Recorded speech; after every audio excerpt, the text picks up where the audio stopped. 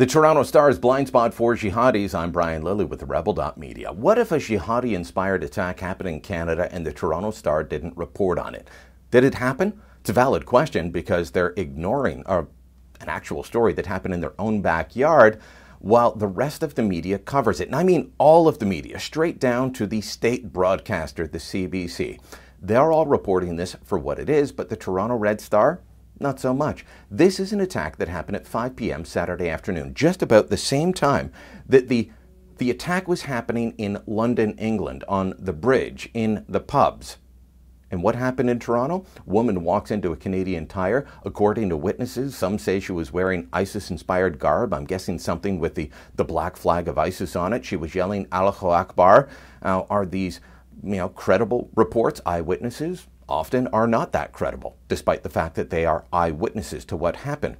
But then you see what happened afterwards, when she appeared in court and when the public found out what happened on Monday afternoon. This is a woman that pledged allegiance to ISIS. Check out this collage of all the headlines from the other media. And now let's look at the Toronto Star headline. Toronto woman charged with assault at Scarborough Mall. Police allege the accused assaulted a woman with a golf club and a man with a knife. Now, what's interesting is when you get into the story, the Star actually acknowledges that there's a terrorism link, but they don't say what. Here's what they say.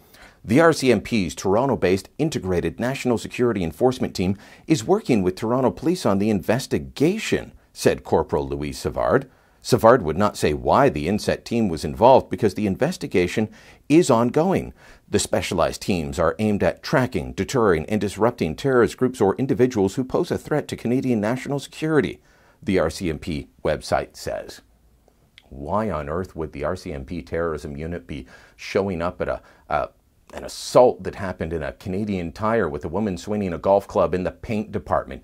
Is it because that she didn't like the color of chartreuse that they had on file? She wanted a different shade to repaint her bedroom? Because the Star story tells you nothing at all about this.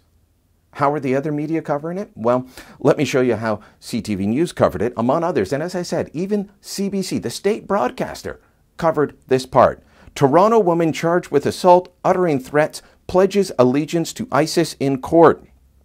It talks about how 32-year-old Rahab Dugamash said through an interpreter when asked her name, ISIS, I pledge to the leader of the believers, Abu Bakr al-Baghdadi. What more do you need to know to make a story? This is a woman who, by the accounts given by reporters that were in the room, was not mentally disturbed. She was confident. She was calm. She was collected. She was wearing her green prison tracksuit, but she also had on a black niqab to cover her face and spoke through an Arabic translator. Was that because she knows English and doesn't want it, or doesn't know English and this is just how she's lashing out? Who knows? But there is a story here. At the same time as a major terrorist attack is happening in London, England, somebody's doing a similar knife attack at a Canadian Tire store. She started swinging the golf club. She was subdued. She pulled a knife out from under her clothes and stabbed somebody. Non-life-threatening injuries. The store worker, we're told, going to be okay. But still, this happened. And the Toronto Star doesn't want to talk about it. They want to make it sound like there's nothing to see here. We heard quicker and faster about two old ladies in the Toronto region, in York region, attacking each other with their canes by police on Twitter than we heard about this. This happened 5 p.m. Saturday. The news actually broke Monday afternoon. Why? Why were Toronto police so slow? But more importantly, why is the Toronto Star trying to cover up a very serious issue within their own community, in their own backyard? That's a real question, and it probably has to do with the fact that the Toronto Star talked to moderate Muslims in Toronto. What will they tell you? The Toronto Star is beholden to radicals, and they don't want to do anything that make the radicals look bad. They would rather cover that up than show that the radicals may actually do something like this. They don't want to give any time to the moderates. They want to give all the time to the radicals. Shame on the Toronto Red Star. Shame on all the reporters that wouldn't talk about this. But kudos to all of those, including the outlets that I regularly criticize, including the CBC, for standing up in telling the truth about what happened at a suburban mall when a woman walked into the paint store and decided to launch a jihad.